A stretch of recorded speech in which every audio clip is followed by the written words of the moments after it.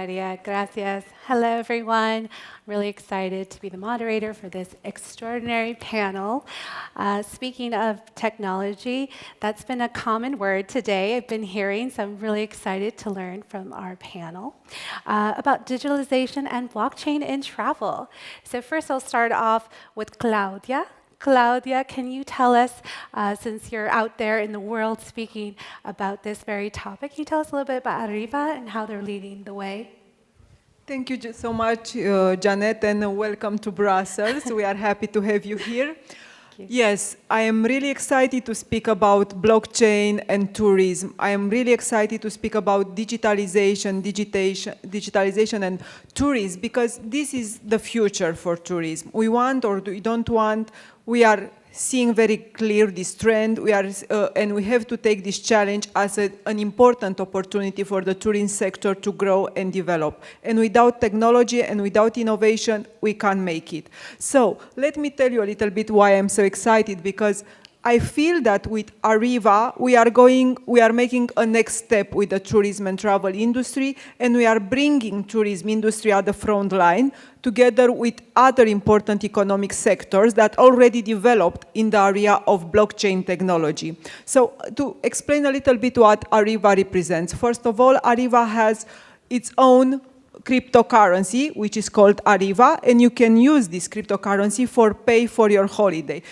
You can pay for your flight, you can pay for your hotel, you can pay if you are renting a car. More than this, Ariva is very ambitious, and it's offering a platform where all the big important companies, but not only, also small and medium companies that are providing tourism and travel services, they can put their offer there, being airline companies, being hotels, being other services from the travel and tourism industry, and the travelers can come and they can book their holiday through this platform, paying with cryptocurrency, but not only, because Ariva is offering also, through Ariva Finance, a payment gateway. So you just come with your card, book your holiday, they are transforming your money in Ariva or your other cryptocurrency in Ariva, and you are booking your holiday. We have a platform and also an app, so you can use it with the telephone. Why it's so important? Because if I ask you, everybody in this room, when you want to plan a holiday, how many apps you have in your telephone? I am challenging you, you don't even have time to make a number, 10, 12. You have an app for like 5, 6 apps for airline, you have 2 or 3 apps for hotels, you have another app for booking restaurants, you have another app for booking your car, so many apps. So Ariva is bringing and integrating everything in one app, in one single platform. And it's going with the business further, because you can intermediate everything just using blockchain technology. Also, when you want to travel, you need very much, and it's very important, you need to be very well informed. And everybody right now is taking the information from the social media. So that's why Ariva has also Ariva Club, which is a social media platform in which all the users, all the travelers can exchange their experience, and you can make your travel very well informed. And of course, we are seeing the future in front of us, and we have to speak also about the virtual reality. So we have Ariva Wonderland, which is the very first metaverse for the travel and tourism industry. So you can go in Ariva Wonderland, which is virtual reality, and you can travel in the past, you can travel in the future, you can travel to destination that you've never been before. So just going in the virtual reality. Of course, why is this so important? Because it's offered you the possibility that before traveling in reality to that place, to have like a glimpse of what you are seeing. So you have the virtual experience that will create for you the desire to go and travel and to experience in reality. And also very important, we are having this kind of evolution. So also tourism is a sector that needs very much marketing and promotion. First, we promoted our products by magazine. Second, it was television. After television, it was online. internet. And now you can promote the travel and tourism services directly in the virtual reality. So it's also a tool that will help the people that are working in the industry to promote their services, to promote their destination in the virtual reality.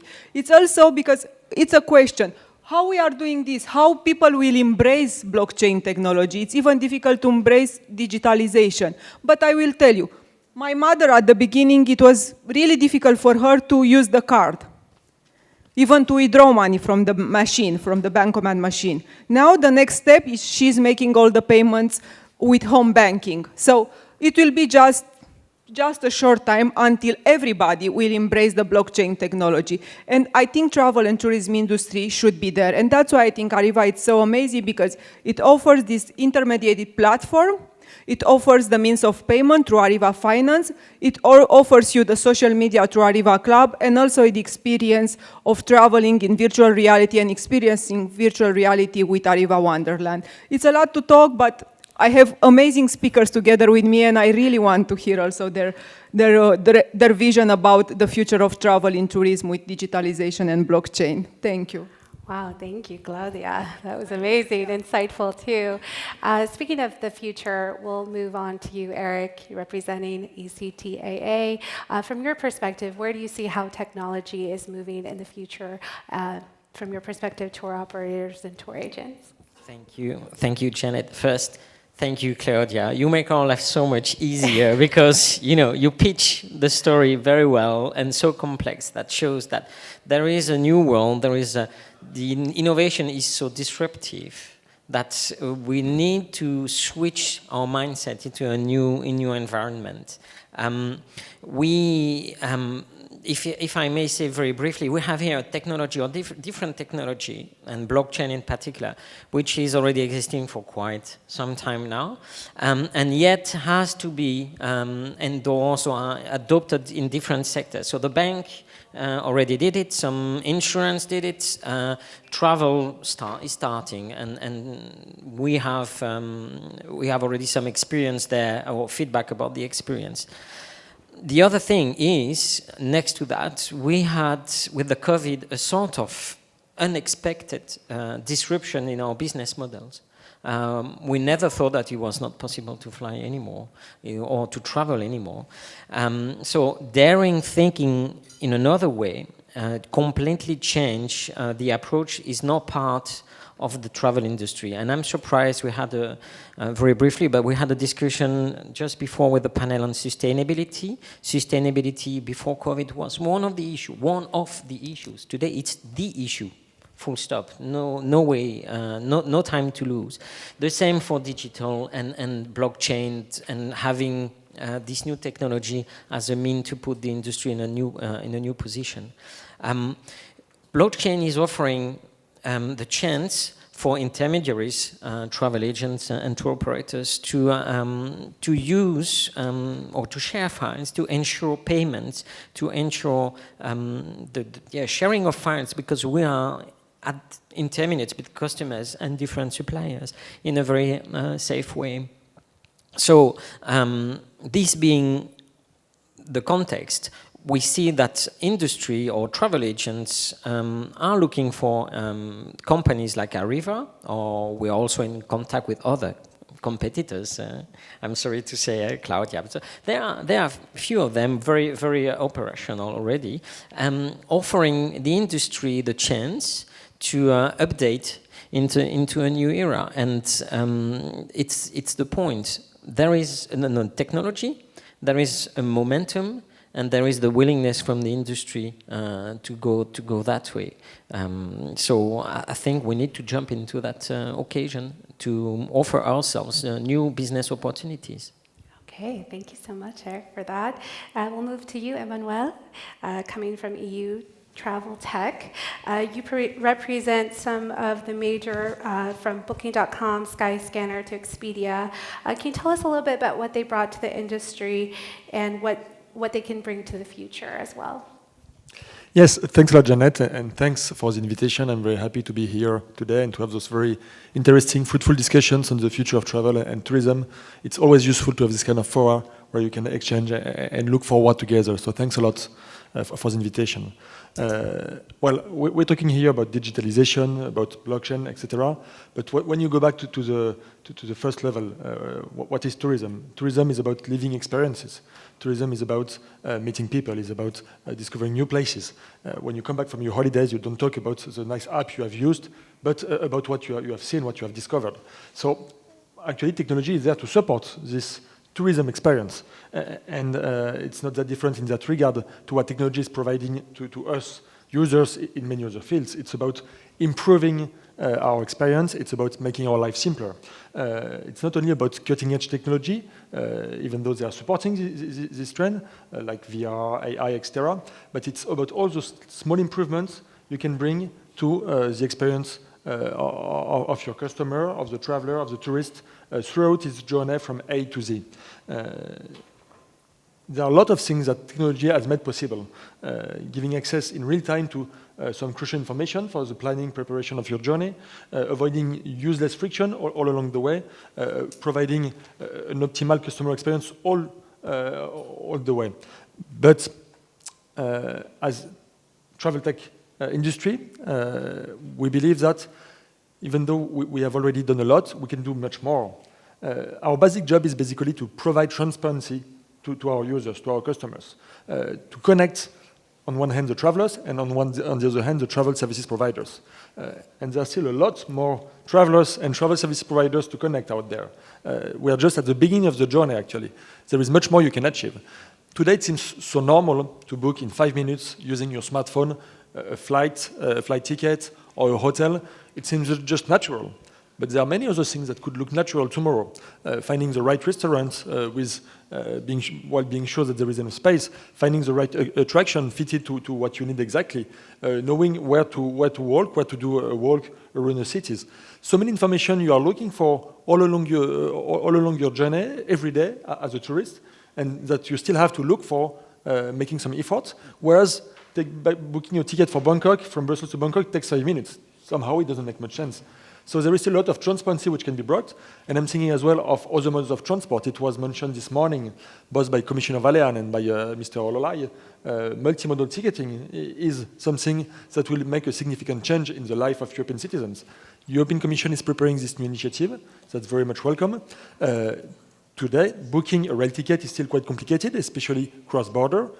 And as Commissioner Valéan was saying, tomorrow we have to think of a world where actually major European cities will be connected by rail connection, and it will be very easy to book tickets, even for cross-border tickets. So it will be a change. It will also integrate public transport.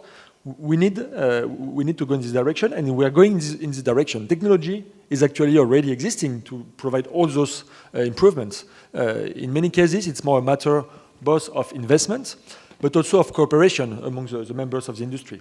Eric and I are working a lot on the topic of data sharing jointly with the Commission. More sharing of data among tourism stakeholders, among tourism operators can make a great difference, both for the tourists, but also for the competitiveness of the sector. And technology exists, but technology has to be used. And so that's the future, for the use of technology to be more widespread, for new sources of data to be tapped into to develop new services, and for better cooperation among all the stakeholders within the tourism and travel industry. And at the end of the day, it will mean more economic development, because additional connection between travel service providers and tourists.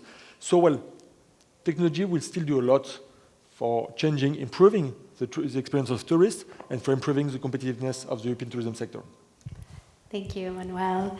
Okay, Josianne, can you tell us a little bit about the digital decade, and as well as how EU institutions can support technological advancements, specifically in travel and tourism sector?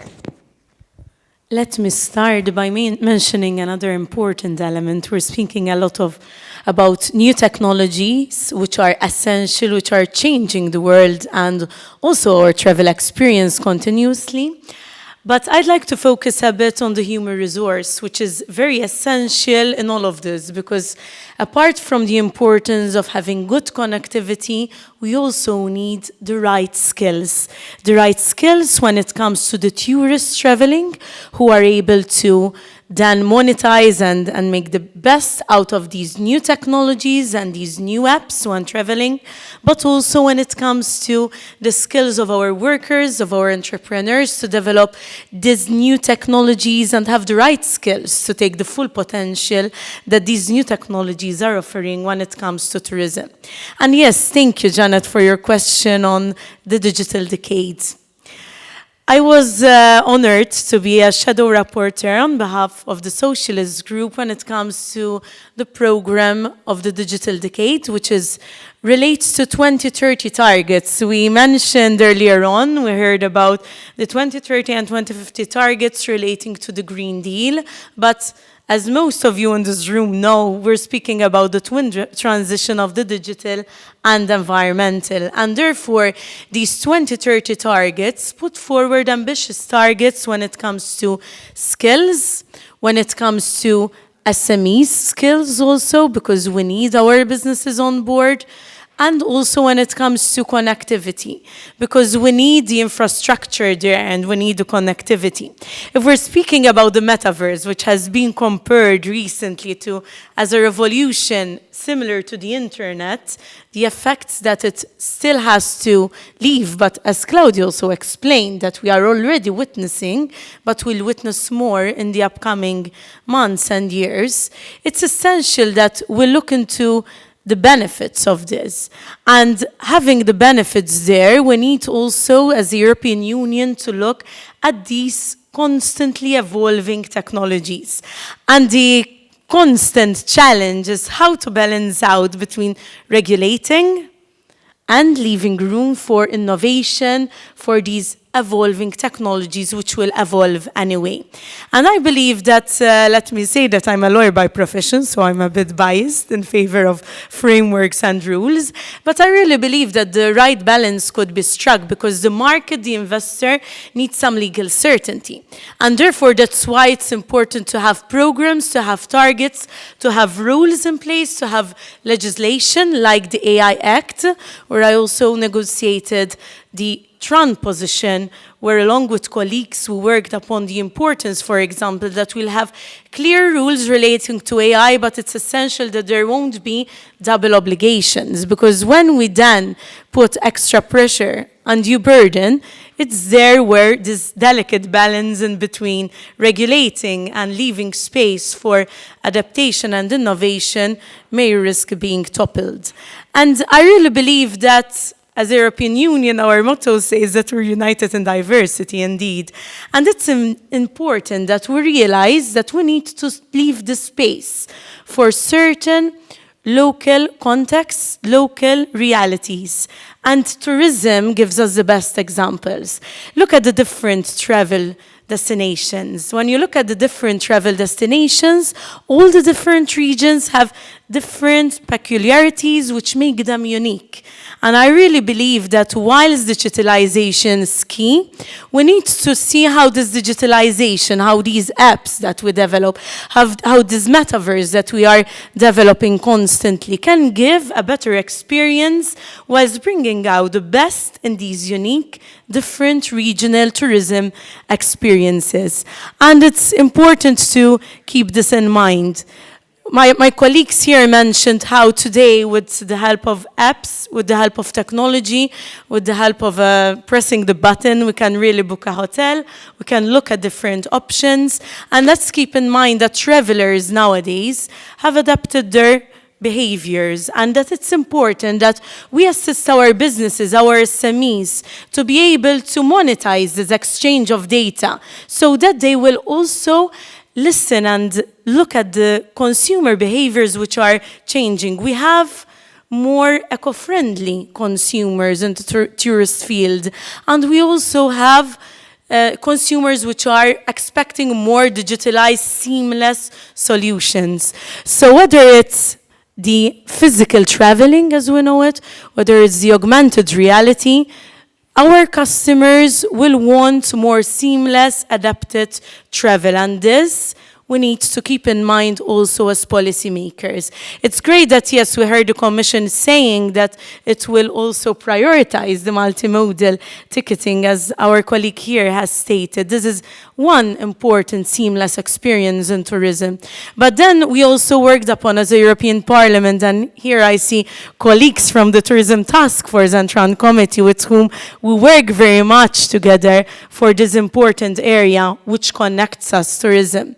We need to look at sustainable tourism, and when we speak of sustainability, it means that we also need to use digitalization and digital tools to help greener travel and more sustainable travel when it comes to economic aspect and also the local aspect, which leaves a good social impact. Apps could help us regulate over tourism, and apps could help us also in other aspects. And closing on a metaverse here. Let's keep in mind that this is a virtual experience which brings together reality and the virtual aspect, which has a social aspect to me also in it.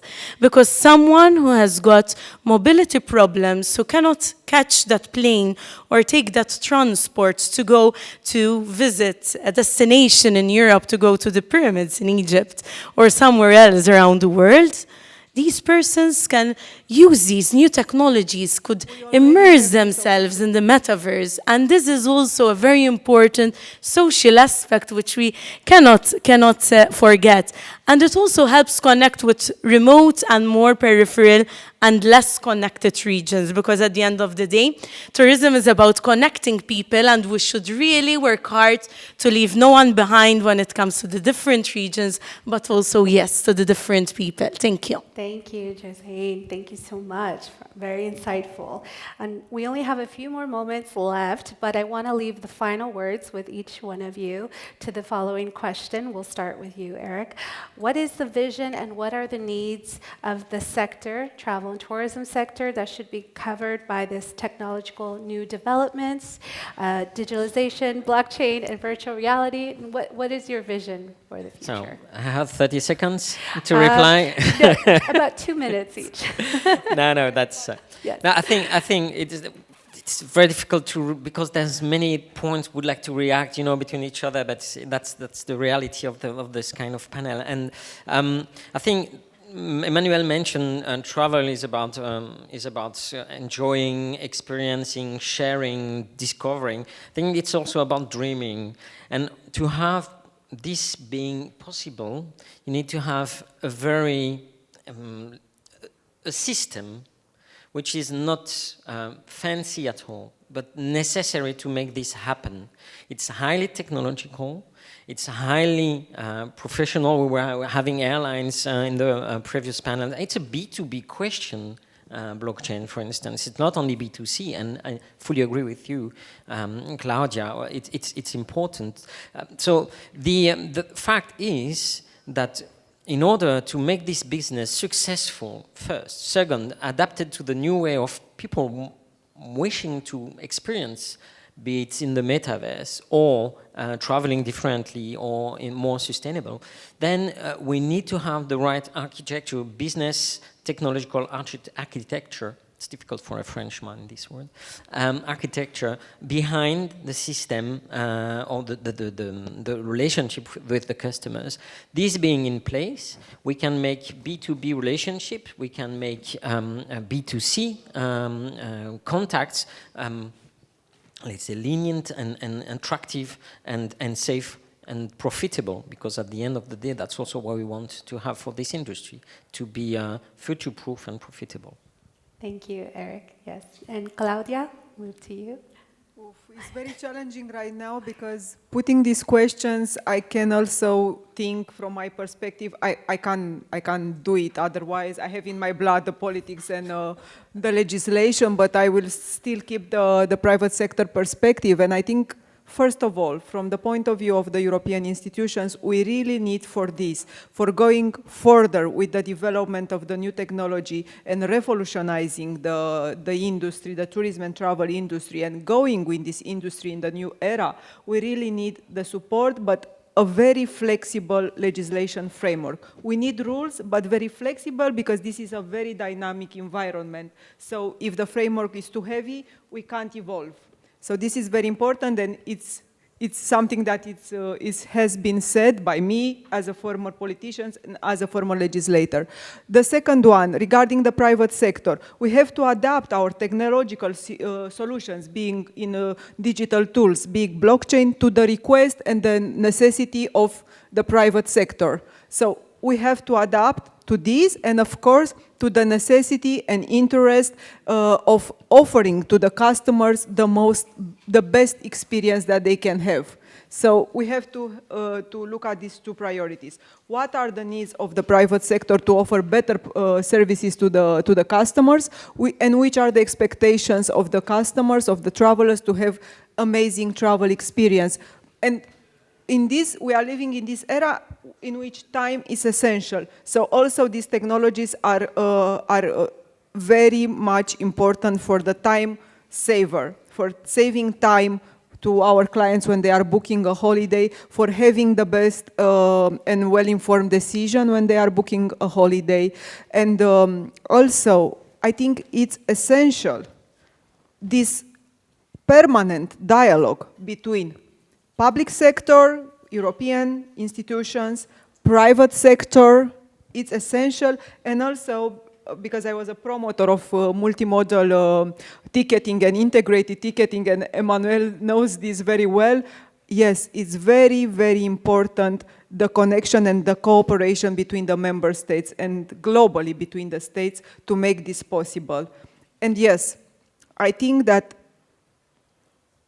in this moment, after the pandemic experience that we all shared in this world, we are ready, and tourism industry, it's very ready to embrace new technology, being digital tools, being blockchain, being any kind of modern technology that will help for the travelers to have the best travel experience that they want and dream. And yes, in the end, the travel industry is the industry of making dreams come true, and we have to do it in a way or another using the new technologies. Thank you, Claudia. Emmanuel, final words? Thanks, Jeannette. So you asked about the vision and the needs of the sector. Well, for the vision, I think I've already more or less answered, trying to lay it to what the future could look like. Now about the needs, and we're here at the Global Leaders Summit for Europe. And so I will talk about the European Union, because this is of interest to many of you here. Tourism, at least in Europe, with a lot of quite small countries, is very often a cross-border experience. And so in this cross-border environment, in this international environment, well, the single market and all the benefits brought by the European Union is a crucial asset for the competitiveness of the European tourism sector. It's an asset that needs to be preserved against every attack at all costs. And clearly, we really are thankful to the European Commission for playing this role of making sure that the single market remains a reality for all players. When it comes to digital services, the one provided by my members, we see too often this single market being threatened by national, local regulatory initiative, which hinder the free circulation of services in Europe. It's very important to facilitate the work of tourism operators at European level by making the single market a reality. And so we need to keep this unique advantage we have in Europe, and we need to keep it at any cost. This is a key matter for the competitiveness of the European tourism sector. Without that, tourism will be greatly hindered in Europe, both intra-EU and extra-EU tourism. So that's absolutely crucial.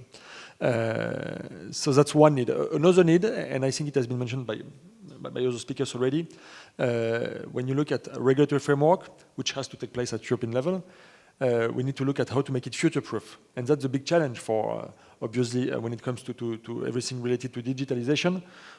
We are an industry which moves at light speed, and that's not how policy making is done at light speed, very clearly, to the opposite. But, well, even with this natural opposition that cannot be overcome, you need to make sure that every rule you adopt will still make sense in 5, 10, 15 years' time, as much as possible.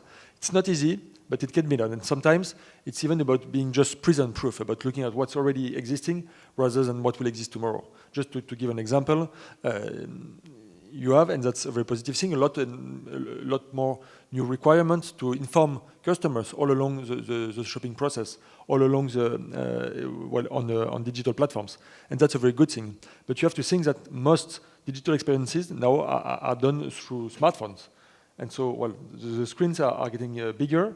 But if you want to fit all those requirements that needs to be provided to the consumer for each and every move, they will have to get bigger and bigger. And I'm not sure that's to the benefit of phone users. So let's think about those little things that makes legislation adapted, flexible, in order to fit the needs both of the businesses and of the citizens, obviously. Just two things, and I will cut here because I think everybody else needs to be listened to. Thank you, Emmanuel. And Josianne, final words? Yes, it was a great pleasure listening in, as always, because it's great to have different stakeholders coming together in an exchange of ideas, because after all, if we really want to be at the forefront of this evolving technological revolution which we're experiencing, we need to continue the dialogue open with respective stakeholders, researchers, technocrats, politicians, entrepreneurs, businesses alike. And indeed, some buzzwords maybe that I really believe in when it comes to being at the forefront, even as a European Union, of this continuous digitalization which is happening. Firstly, it's important to have targets, yes, and I believe in certain common targets and certain common standards. And yes, it's, as said earlier on, the balance that we need to strike between having the regulatory framework there and allowing the space also for a one-size-does-not-fit-all solution always, because sometimes one-size-fits-all approaches are not always beneficial. But certain harmonization or certain common standards could definitely help not only the businesses when it comes to competitiveness, but also when it comes to consumers. Then, the human resources, I will emphasize again, because without them, these technologies cannot be developed. And indeed, stronger digital rights, which would help even in the tourism field, that will have consumers that businesses depend upon who are empowered with the necessary rights, with the necessary skills and connectivity to use these digitalization tools which are online. As we know, tourism has always been also at the forefront of digitalization. Let's keep this in mind. And this shows that this is a resilient sector in a way that it can also jump onto the new trends. In this case, it was the first to start also offering certain services online, even way before the pandemic. And this we have to keep in mind. And therefore, yes, digitalization could be an important tool and an important positive answer to tourism, which, as we know, has been greatly affected when there are shocks in the market, including the pandemic, including the current war situation. Tourism and travel have been affected. But let's keep in mind that we can make tourism resilient by utilizing already existing tools, including digitalization.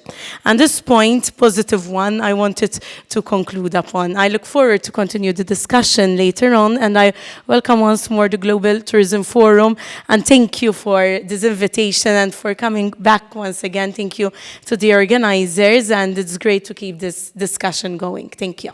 Thank you, Josianne. This has been a really insightful and a great conversation. I wish we only had more time.